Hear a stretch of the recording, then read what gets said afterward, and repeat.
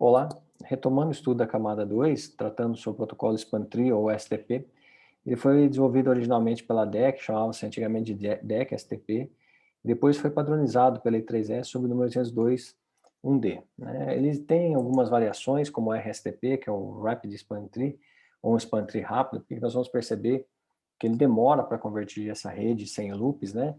E aí já vem a questão, qual que é seu fundamento, qual que é o seu objetivo, é fazer com que uma rede de enlace esteja livre de loop, né?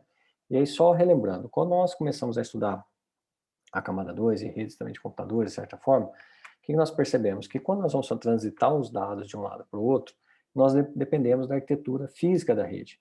Né? A camada 3, ela cria um sistema de endereçamento único, o IP, né? Que se eu estiver rodando em cima de uma rede Ethernet ou em cima de uma rede ATM, eu vou enxergar a IP de qualquer forma nas duas pontas, e o IP vai me ajudar a tomar a decisão de qual link de dados eu vou seguir. Né? Se eu vou seguir pela rede ATM ou se eu vou seguir pela rede Ethernet.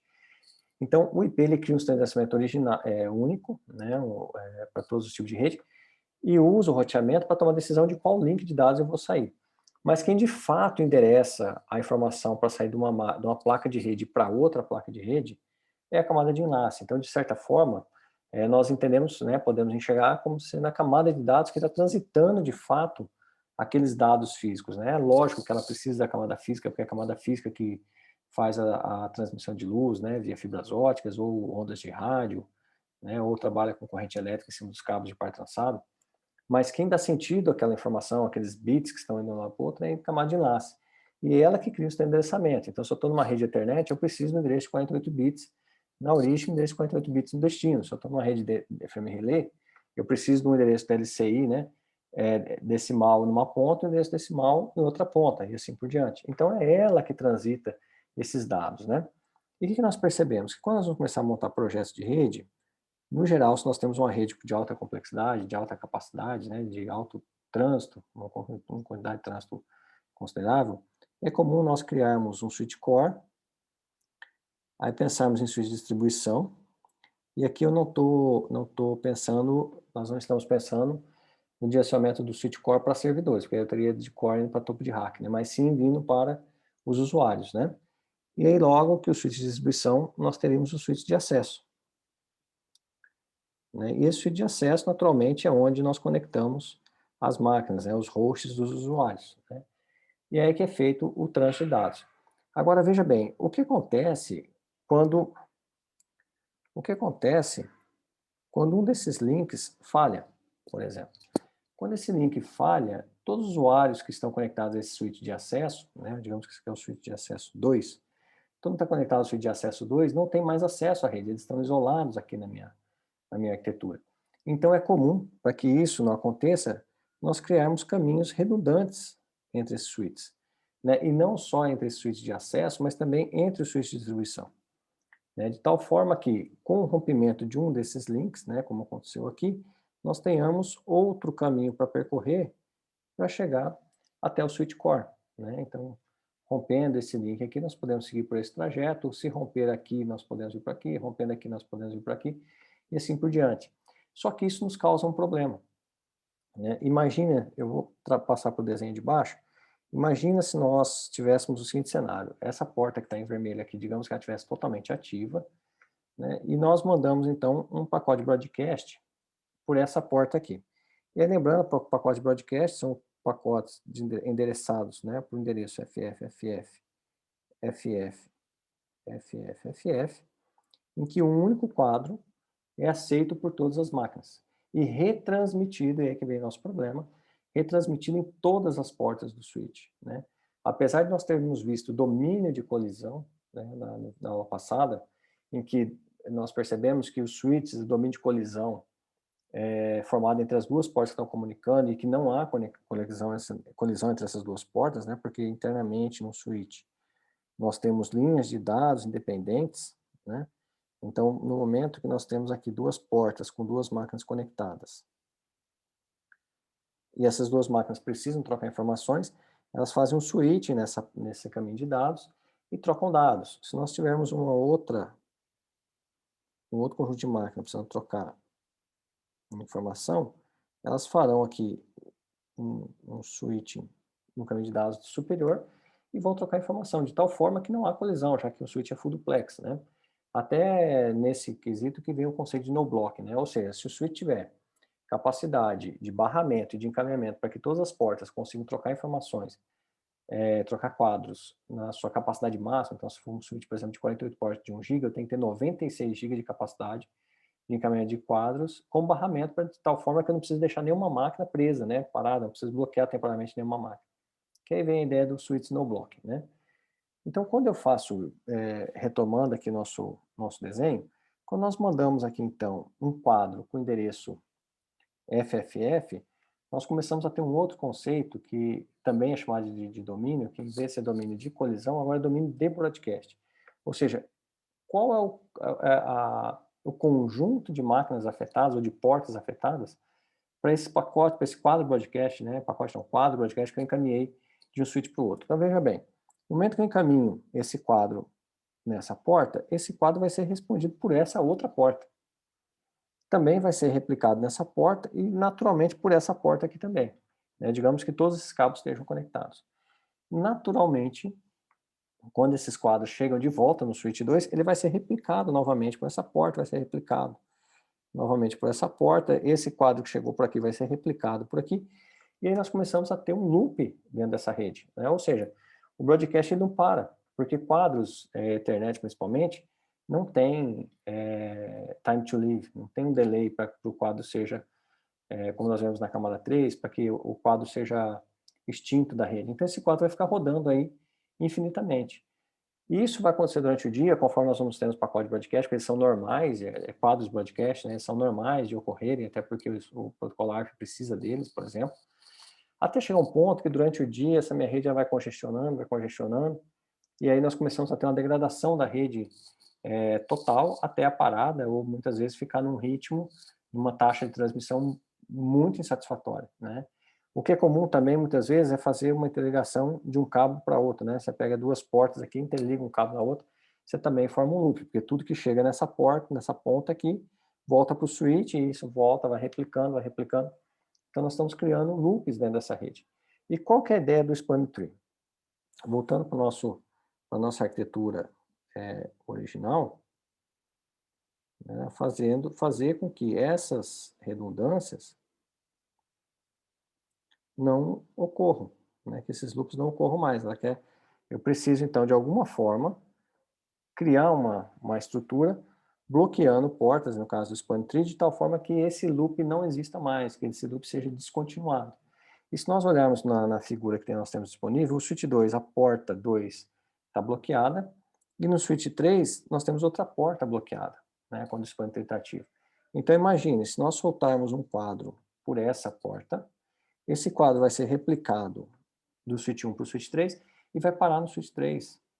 Né? Porque a porta que recebeu um quadro de broadcast não replica o broadcast de volta. Então não aconteceria, por exemplo, desse quadro voltar aqui. Né? Uma vez que esse quadro desceu, eu não tenho mais porta que liga com esse outro switch. Esse cabo aqui está isolado pelo fechamento de uma porta, por essa porta está bloqueada. Automaticamente, então, nós criamos uma estrutura loop free, ou seja, apesar dela estar ligada aqui em sentido de loop, se nós redesenharmos essa rede só analisando o que está podendo trocar informação, então nós temos o switch 1 conectado no switch 3 e o switch 1 também conectado ao switch 2. Então, apesar de fisicamente nós temos essa configuração, ou seja, essa configuração com extrema com redundância, ou a nossa configuração aqui com bastante redundância,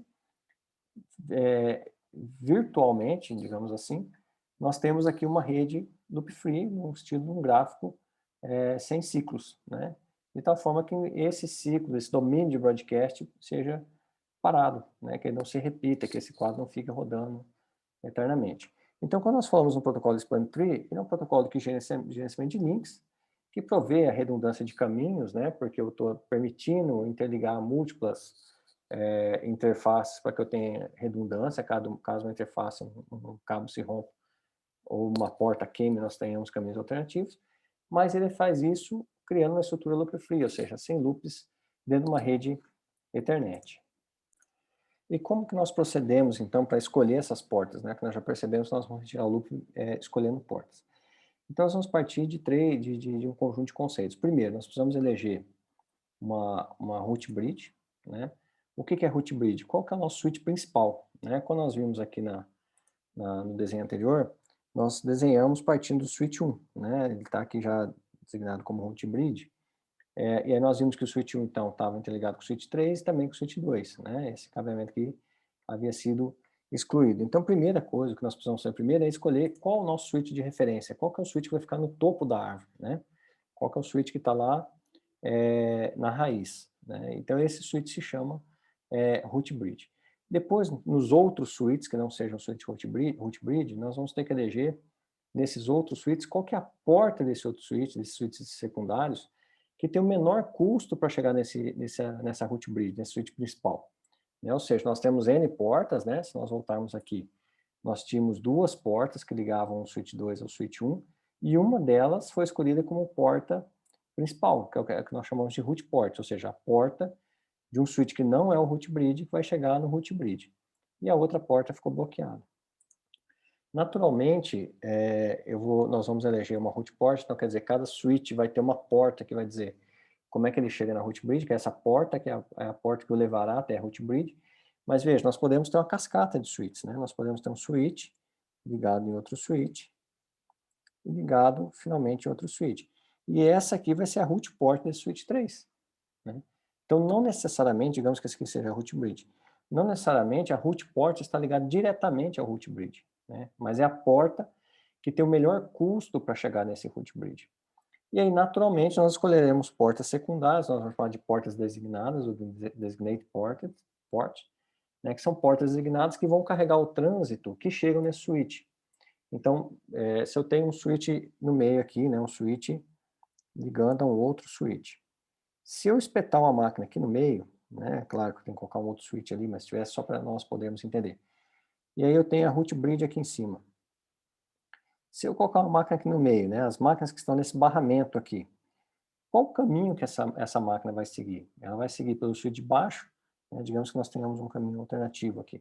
Ela vai seguir por esse caminho ou ela vai seguir por esse caminho, né?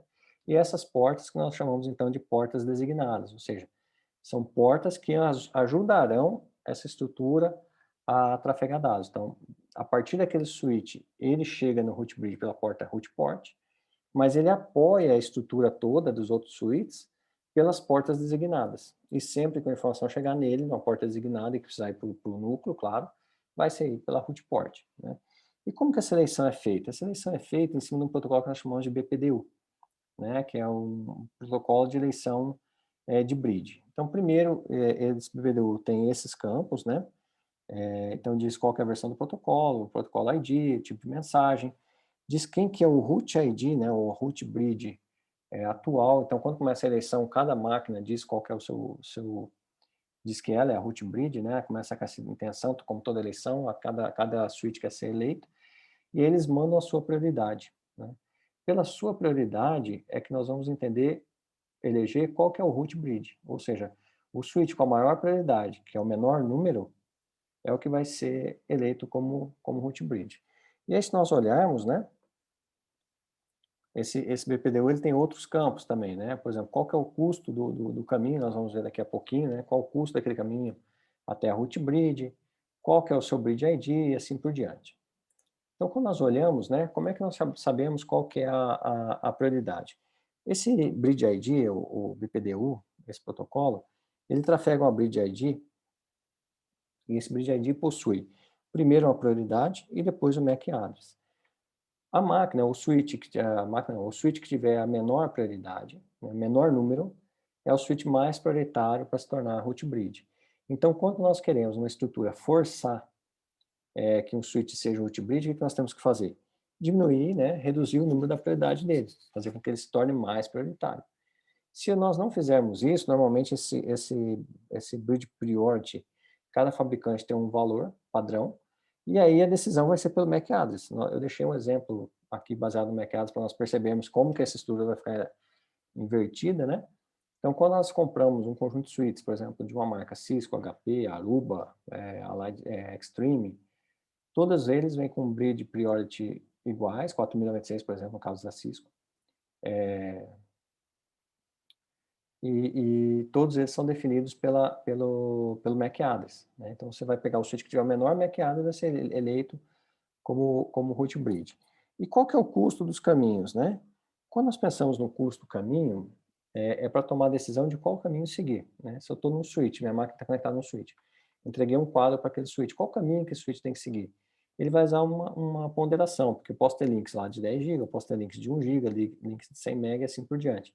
Então existe uma tabela que já foi revisada, originalmente ela tinha esses valores aqui, né? Mas isso aqui já foi revisado e hoje nós usamos esse valor que são os valores revisados da I3E. Então todo link de 10 GB vai receber um custo 2. Todo link de 1 GB recebe o custo 4 e assim por diante. 100 MB 19, 10 MB um custo de 100. Né?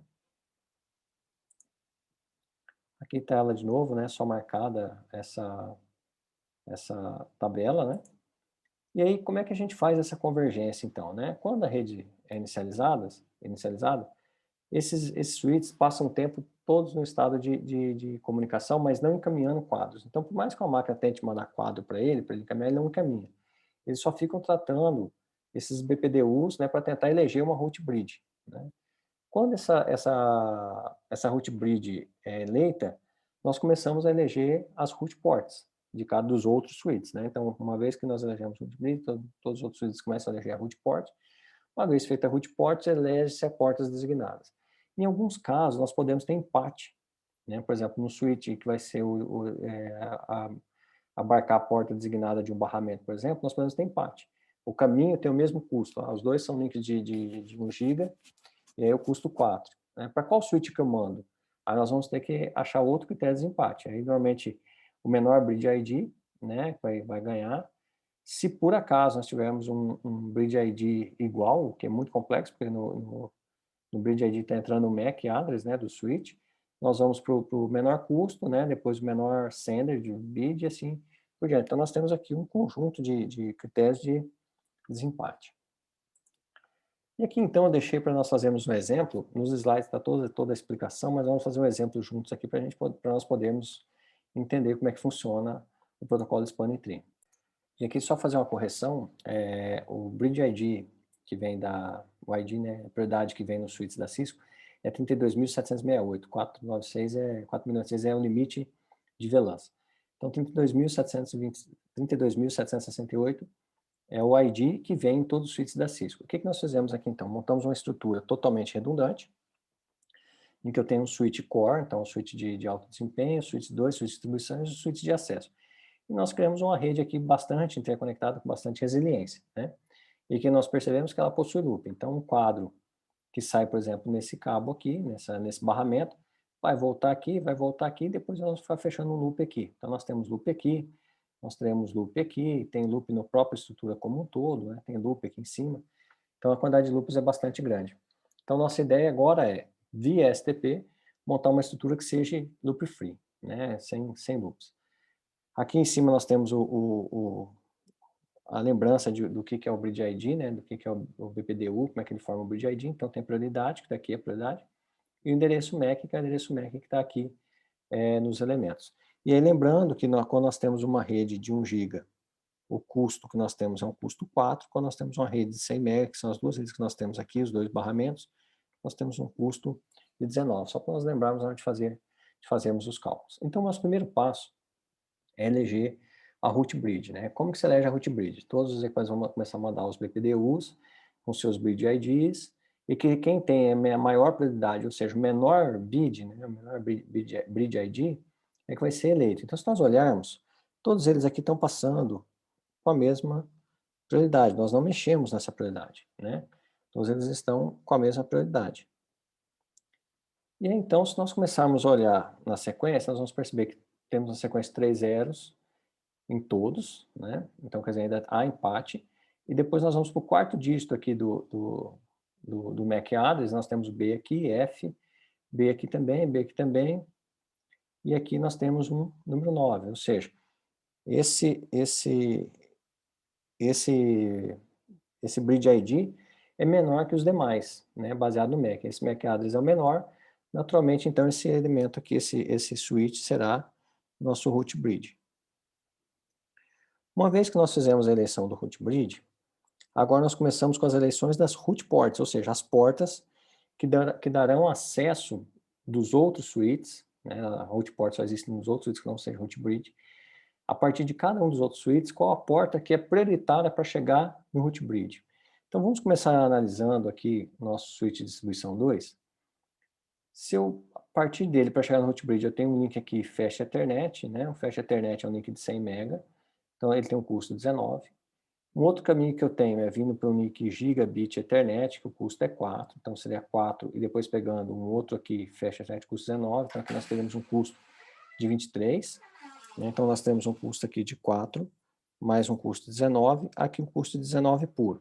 Se nós subirmos, né, pegarmos o caminho superior, nós teremos aqui um custo de 4, podemos descer aqui do outro lado também com custo de 4, e podemos então finalmente seguir esse caminho aqui com custo de 19. Então o que nós estamos percebendo? Que todos os caminhos que nós podemos seguir, o que tem o menor custo é o caminho 19, né? Porque nesse caminho que nós estamos fazendo aqui, por exemplo, nesse caminho aqui, nós temos 19 de custo mais 4 de custo, nós temos 23 o custo. Então, como o custo desse caminho aqui é 19, essa porta que está aqui vai ser denominada nossa root port. Da mesma forma, nós vamos fazer isso para os outros suítes, né? Para os demais suítes nós também faremos essa mesma análise. Então vamos pegar nosso suíte de acesso 1, nós temos aqui um custo de 19, que é Fast Ethernet. Se nós seguirmos por cima, nós temos um custo de 4 mais 19, então 23. Se nós seguirmos aqui, nós temos 4 mais 19 também, um custo também de 23. Então o que nós percebemos? Que essa porta aqui, né, que é a porta Fast Ethernet 0/1, também vai ser a nossa root port para o switch de acesso 1. Da mesma forma, no switch de distribuição 1, nós temos, então retomando o nosso switch de distribuição 1, né, nós temos aqui um caminho com 4 mais 19, 23, um caminho direto aqui com 19, 19 mais 19, né, e aqui também 4 mais 4 mais 19. Então o que nós percebemos? Que também essa porta Fast Ethernet 2 também vai ser a nossa root port, ou seja, a porta que vai dar acesso à root bridge. E agora vamos olhar o switch core, né, que deveria ser o principal, mas por uma falha de configuração aqui ele ficou não sendo o principal. Então veja bem, nós temos aqui um custo de 4, se nós descermos aqui por esse link, e 19 pegando esse link Fast Ethernet, então dá um custo de 23. Da mesma forma, se nós seguirmos por aqui, nós temos um custo de 4, e aí sendo por essa root port mais 19, também um custo de 23. Então, tanto pela direita quanto, né, pela Gigabit Ethernet 2, quanto pela Gigabit Ethernet 1, o custo é o mesmo. Então, como é que nós vamos desempatar isso agora se nós temos um custo equivalente? Né? Olhando o Bridge ID e pegando o menor Bridge ID dos suítes que o estão apoiando. Então, se nós olharmos aqui, nós temos 32.768, nós sabemos que é igual à distribuição 2. Depois 3 zeros B, 3 zeros B. Né? Então, até aqui os dois são equivalentes. FD13 também é equivalente. Depois nós temos um C e aqui nós temos um 9. Então, esse 9 aqui é menor do que o C, naturalmente, né? E aí, então, nós temos que o Bridge ID do switch distribuição 1 é menor que o Bridge ID do switch distribuição 2. Logo, a nossa root port será essa porta Gigabit Ethernet 1. Então veja bem, a partir desse ponto agora, todos os switches têm um caminho principal para chegar no root bridge. Então toda vez que o switch de distribuição 2 precisar ir para o root bridge, ele vai vir pela porta Fast Ethernet. Toda vez que o core precisar ir até o root bridge, ele vai sair pela porta Gigabit Ethernet 01. E assim por diante, né? O acesso 1 pela Fast Ethernet 01 e assim por diante. Uma vez que nós fizemos isso, nós observamos, aí nós ainda continuamos com o loop, porque as portas continuam ativas e nós precisamos, em algum momento, dizer qual porta que vai ficar mais ativa. Mas vamos imaginar o seguinte cenário. Digamos que eu conecte alguma máquina nesse barramento, né? E essa rede aqui, eu estou colocando aí no meio do barramento só para ficar mais fácil, já que nós temos poucos switches na nossa estrutura. Quando nós colocamos uma máquina nesse barramento, esse pacote, nesse quadro, perdão, deveria ir nessa direção ou nessa direção, né? Para a direita ou para a esquerda. Ele deveria seguir o caminho de vir para o Fast Ethernet, para o switch de distribuição 2, pegar uma Fast Ethernet, ou deveria vir para o nosso switch de distribuição e pegar uma Fast Ethernet. Então, se nós observarmos, aqui nós também teríamos o custo aqui já é um custo previsto, é o custo igual, né, 19, mas aqui chegando na distribuição nós teremos um custo de 19, chegando na sua distribuição nós também teremos um custo de 19, porque aí sai pelos root ports, né? Como é que nós vamos escolher agora qual que é o lado? De novo, pelo Bridge ID, né? Nós vimos antes que o Bridge ID da distribuição 1 é menor que o Bridge ID da distribuição 2. Então, esta porta agora, né, que está aqui, e aí observe que agora nós estamos observando o barramento, não é mais o ativo, né? Antes nós estávamos olhando por ativo, qual que era a root port do ativo. Agora, qual que é a porta designada do barramento? Então, se eu colocar novos switches aqui, onde está essa maquininha amarela, e expandir essa rede nesse barramento ali, os quadros deverão seguir para a sua distribuição 1 e não para a sua distribuição 2. Então, essa porta aqui será uma nossa porta designada. Da mesma forma, nós temos que marcar do outro lado como bloqueado, porque, veja, se essa porta, para esse barramento aqui, essa porta é designada, quer dizer, todo mundo que está aqui vai mandar quadro para cá, eu preciso bloquear lá de cá, porque senão, se eu deixar aberto, a máquina vai mandar o quadro e ele vai receber o quadro. Então, essa porta aqui, automaticamente, é uma porta bloqueada, uma blocked port, né? E nós vamos fazer essa análise para todos os barramentos, né? Então, continuando aqui, vamos analisar esse barramento de baixo aqui. Aqui não vai ter muito segredo, é só para nós mostrarmos que toda a porta do root port ela é uma porta designada. Por quê? Naturalmente, se nós estamos aqui, o dado vai encaminhar para a root bridge, né? Porque esse é o caminho, não adianta eu vir para cá e voltar pela root port. Então, todo lado, toda a conexão na outra extremidade da root port, naturalmente, precisa ser uma porta designada. Então, como o switch de acesso 1 está ligado na porta 3 do switch de acesso 2, a porta 3 do switch 2 vai ser uma porta designada. Da mesma forma, a porta 1 vai ser uma porta designada e a porta 2 também vai ser uma porta designada, porque todas estão ligadas com root ports diretamente, né? Então, aqui nesse cenário foi fácil de resolvermos, né? Continuando a nossa análise, perceba, né, para esse caso aqui nós já achamos, então esse link está resolvido, mas esse link aqui ainda não foi resolvido. Então, se nós pendurarmos uma máquina aqui, nesse cenário, o quadro deveria ir para lá, ou o quadro deveria vir para cá. Então, aqui nós teremos um custo de 19, né, o custo aqui desse gigabit já está incluso, todos eles são 4, tanto para um lado como para o outro, né. Nós teríamos 19 para descer aqui, e 19 para entrar, para vir pelo acesso 1. Então, o custo é o mesmo, novamente. Vamos empatar novamente pelo Bridge ID. 000B, 000B, FD13, BEFA. Então, naturalmente, o BEFA, né, é um Bridge ID menor do que FD13. Então, na realidade, então, o que vai acontecer é que essa porta aqui vai ser uma porta designada, e o outro lado dela, naturalmente, automaticamente, é uma porta bloqueada. E assim, nós seguimos a análise para os outros circuitos. Vamos analisar, aqui já foi feito, aqui já está, vamos analisar esse barramento aqui. Se nós inserirmos uma máquina aqui, o quadro deveria entrar na direção do distribuição 1 ou do acesso 1. Então, se nós observarmos novamente, 19 o custo, porque tem que sair pela root port, e 19 o custo saindo pela root port. Novamente, desempatando aqui pelo nosso MAC, pelo nosso Bridge ID, nós vemos aqui em cima que FD13, aqui BFA. Então, o custo, o FID, né, o Bridge ID aqui de baixo é menor. Então, aqui nós temos outra porta designada. Deixa eu só retirar essa máquina daqui.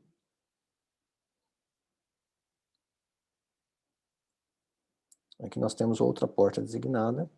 E automaticamente nós teremos aqui no de cima outra porta, a outra porta bloqueada. Do mesmo jeito, se nós olharmos aqui uma root port, né, naturalmente do outro lado aqui é uma porta designada, porque o fluxo precisa seguir, essa porta não pode ser bloqueada, né? Então aqui também é uma designated port.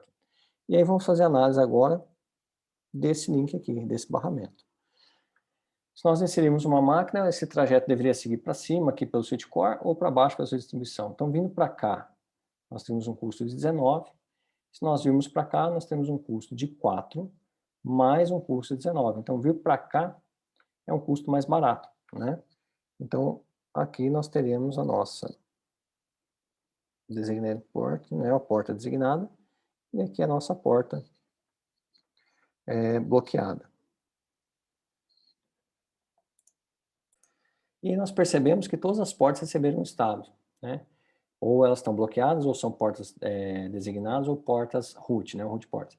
Nesse momento, nós dizemos que o span tree convergiu, ou seja, ele achou uma estrutura que seja livre de loop para poder trafegar os dados, né? Cada fase dessa aqui tem um tempo de tomar a decisão, de 20 segundos, 15 segundos, e na média, uma rede Ethernet conectada com o span tree tradicional leva em torno de 50 segundos para que ele se estabilize. Então, quando nós ligamos o switch, né, até ligar o último, né, obviamente, a partir do último que foi ligado, nós temos em torno de 50 segundos para que esse switch, após a inicialização, então tem um tempo de inicialização, subiu o sistema operacional, começa a eleição do span tree. Depois que começou a eleição do span tree em todos os switches, nós temos mais ou menos um tempo de 50 segundos para tomada de decisão, né, para que isso aconteça. Quando um link desse é rompido, novamente, nós temos mais um tempo de conversão. A cada 2 segundos, esses switches ficam mandando esses BPDUs, né, os quadros BPDU, protocolo BPDU, para manter a eleição, porque um desses links pode ter rompido, um switch pode ter queimado, um novo switch pode ter entrado na rede, assim por diante. Então, a cada 2 segundos, esses quadros são trocados. E aí, se nós analisarmos, então, eu só vou apagar esse nome root bridge aqui, vou colocar ele um pouquinho mais para cá.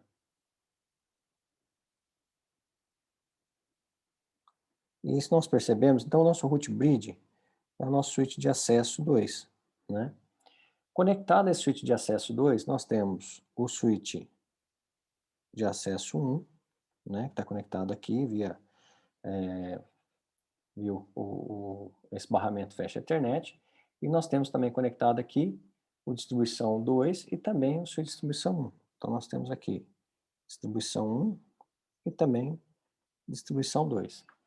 Conectados no nosso switch de acesso 1, nós temos nenhum outro switch conectado. Conectado no nosso switch de distribuição 2, nós também não temos nenhum conectado. O nosso switch core está conectado na distribuição 1. Então, o switch de distribuição 1, nós temos aqui o nosso switch core conectado. E aqui que nós percebemos, então, que agora nós temos uma estrutura que é livre de loops, né? Ou loop free, onde eu não tenho mais essa quantidade de loops ativos, né? Fazendo com que nós tenhamos um domínio de broadcast muito grande, fazendo com que os loops acabem com o desempenho da minha rede, né? É claro que quando nós olhamos assim, a estrutura ficou ruim, né? Porque quem deveria ser nosso root bridge? O switch core, que é o switch que tem maior capacidade de processamento. Aqui, na realidade, o que nós fizemos? Nós colocamos um switch core jogando tráfego de processamento dentro, em cima do switch de acesso.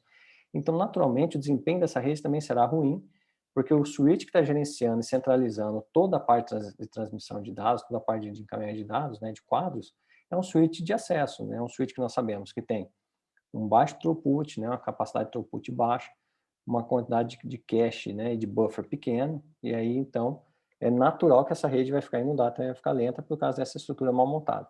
Então, o que nós poderíamos ter feito? No switch core, por exemplo, nós poderíamos ter reduzido a sua bridge priority, ou seja, colocado uma prioridade menor, colocado numa, por exemplo, 30 mil. Automaticamente ele seria nosso root bridge. Obviamente, se nós tivéssemos feito isso, nós teríamos que ir no switch de distribuição e também baixar a prioridade, para que essa estrutura de rede que nós estamos querendo refletisse a ideia original da arquitetura de 3 camadas, né? Em que nós tivéssemos algo assim, né? O switch core ligado à switch de distribuição, distribuição ligada às switches de acesso. Então, nós vamos ajustando as prioridades e forçando para que essa estrutura seja mantida, seja montada conforme o projeto que nós desenvolvemos. Então, como nós fazemos essa configuração, né?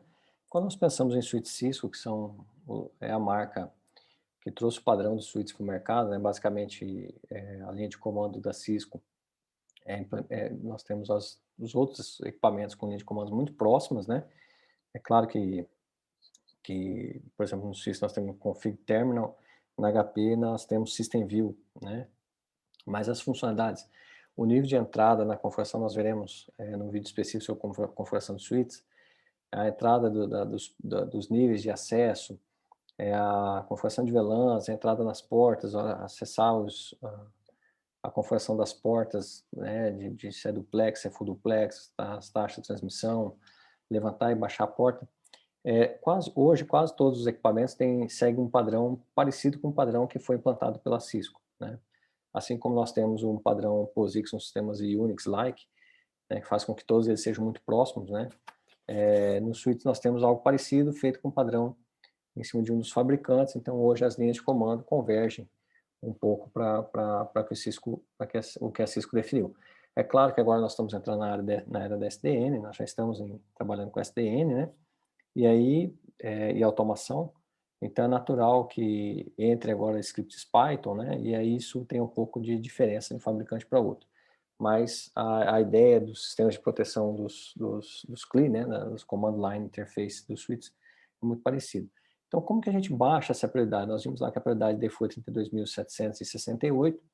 Então, nós podemos vir aqui no switch Cisco, entrar no modo de configuração, que nós veremos no vídeo específico, mas o modo de configuração, quando você liga o switch Cisco, ele entra no modo de show, no modo de visualização.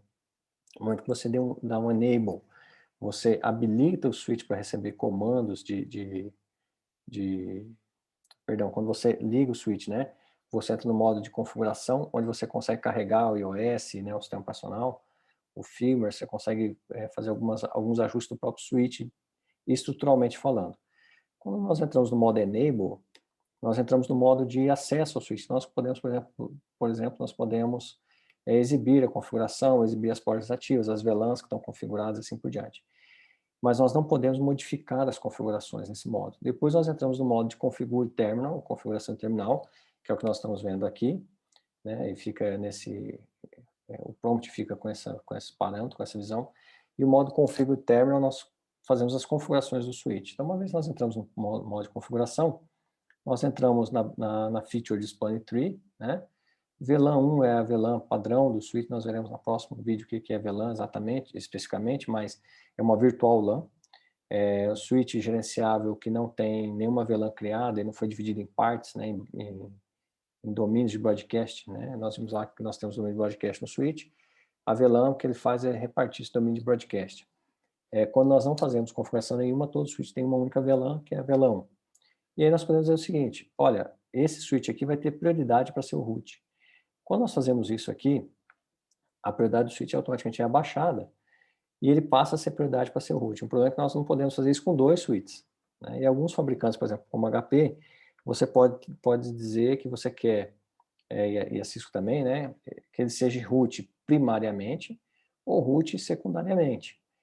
E aí, naturalmente, quando ele entrar na eleição, ele vai colocar o seu Bridge ID o menor, porque ele é prioritário, mas nós não podemos fazer isso em dois switches diferentes, né? Isso deveria estar em um único switch. Ou nós podemos fazer uma configuração manual mesmo da prioridade, né, o que é recomendado, porque nós garantimos que aquilo vai ser executado. Então, nós vamos pegar, por exemplo, o switch que é o switch core e colocar lá uma prioridade de 4096 ou 4000 ou 1000, por exemplo. O switch de distribuição, prioridade 3000, o switch topo de rack, prioridade 2000. E dentro do switch topo de rack, por exemplo, se nós tivermos redundância entre eles, qual que é o principal, né? Nós podemos colocar, por exemplo, um switch que tem menos conectividade, ou um switch que é um switch onde todos estão cascateando, e assim por diante, né?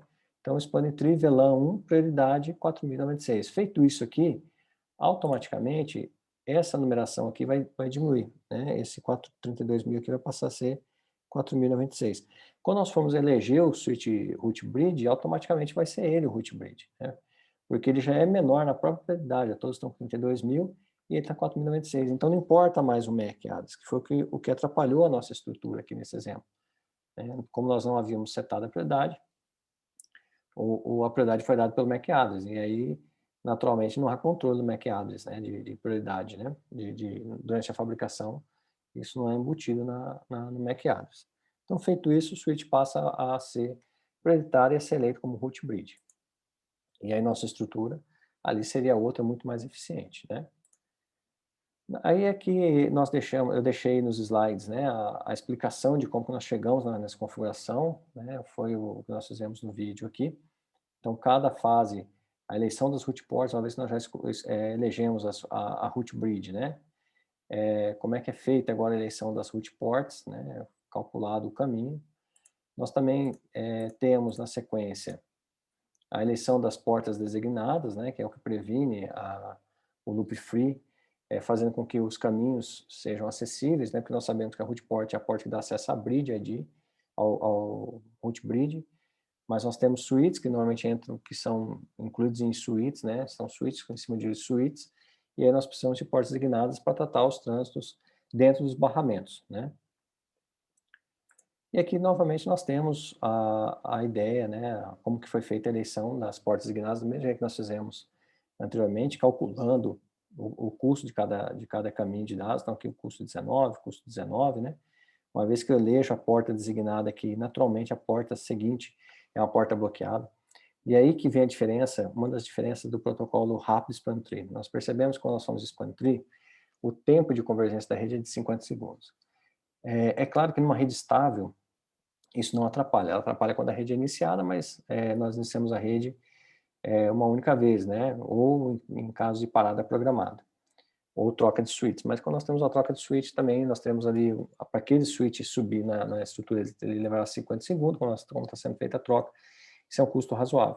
Agora, em redes cuja parada, né, as falhas demorem muito, nós temos um protocolo rápido Span Tree que acelera esse processo do protocolo Span Tree. O que ele faz? Durante o processo de eleição, ele elege portas que são substitutas das portas root e das portas designadas.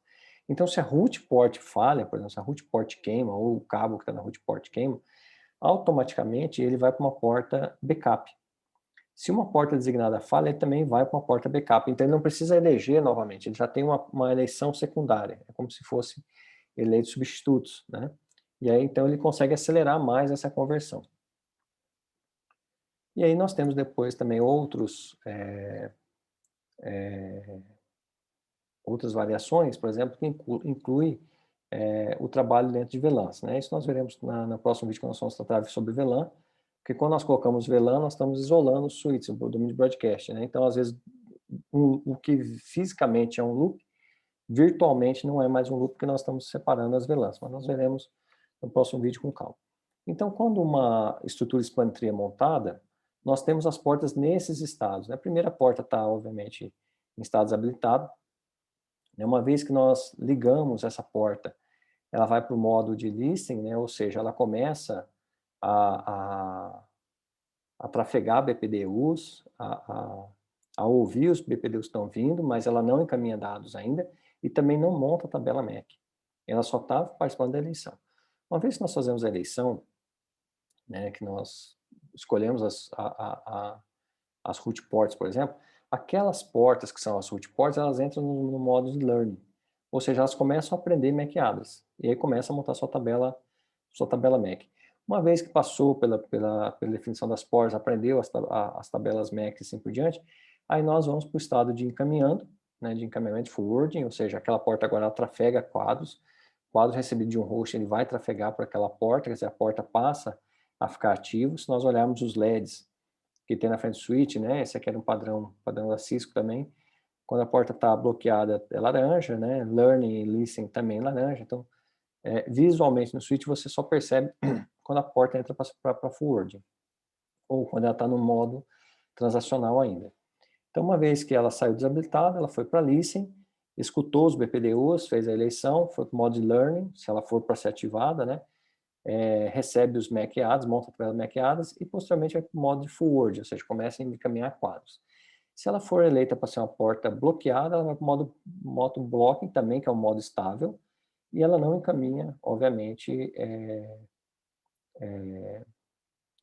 quadros, né? O quadro que bate nela, ela que barra. E ela é a porta que vai eliminar os loops de uma estrutura loop free Span Tree. E agora, então, nós chegamos em redes Ethernet, né? Redes VLANs, virtual LANs, né? São redes, são configurações dentro de suítes gerenciáveis que me permite criar múltiplas LANs dentro de um único ativo, mas isso é assunto para o próximo vídeo.